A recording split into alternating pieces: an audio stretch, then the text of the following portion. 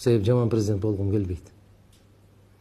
Бул биринчиси, экинчиси мына ушундай болуп аткан башаламандыктардын баарына чек коюп токтотуп, дүйнө бизди ушул өнүкпөй калган жапайы өлкө катарында эле көрө бербестен, биз кылымга арткан каада салтыбыз бар, тарыхыбыз бар, абдан сабаттуу, өтө маданияты жогору эл экенибизди дүйнөгө даңазалап көрсөтүү үчүн.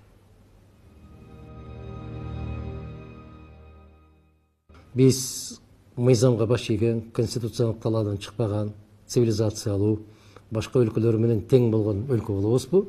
Же каалаган учурубузда ар кандай мыйзамдарды тебелеп тепсеп, эл аралык келишимдерге дагы көңүл бурбастан өзүм билемдик менен кетебизби? Бул бийликтин тандоосу болот. А элдин алдында кандай тандоо турат?